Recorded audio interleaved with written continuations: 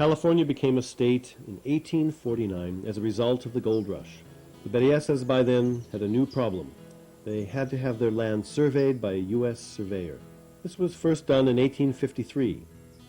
After the borders were newly determined by the surveyors, the land grantees were granted a new deed several years later in 1859. However, during the interval between 1853 and 1859, squatters had started staking claim to parts of the Berryessa Ranch and others. The story goes that the Berryessa brothers lost part of their ranch as a result of squatters' claims being upheld by the U.S. courts. Another story is that the Berryessa brothers lost the ranch piece by piece as a result of their gambling activities. Whether this happened or not is hard to verify. More certain is that widows or other family members sold off parcels as needed to meet expenses and pay off debts. The town of Monticello had begun to grow up around the site of the original Berryessa adobe on the east side of Puda Creek.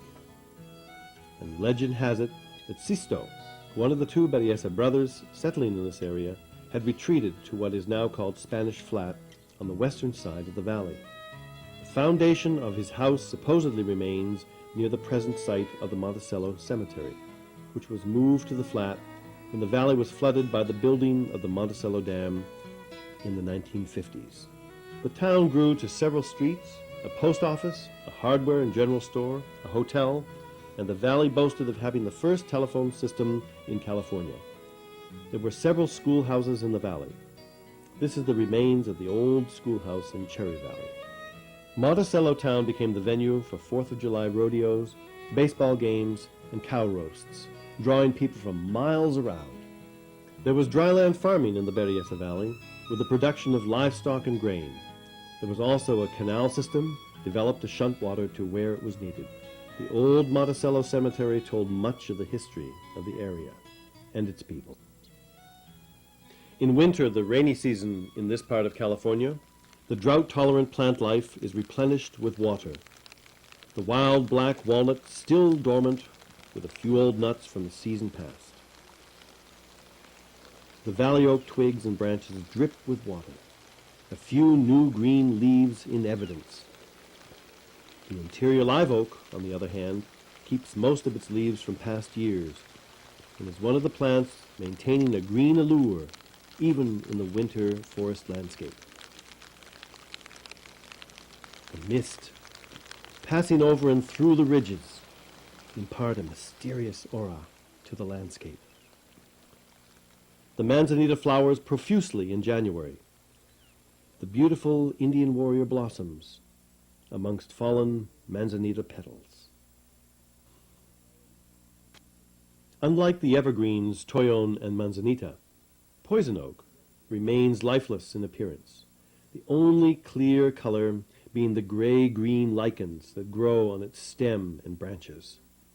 The ever-increasing non-native annual grasses of California now green up with the winter rains, and soon catch up in color with the native perennials turning green, which start even before the rains begin.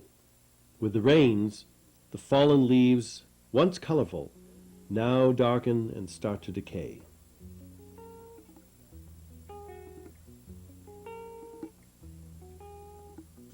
In the early 1950s, rumors circulated the valley that a dam would be built. It turned out to be true. The residents of Monticello and the rest of the valley fought this development, but they lost.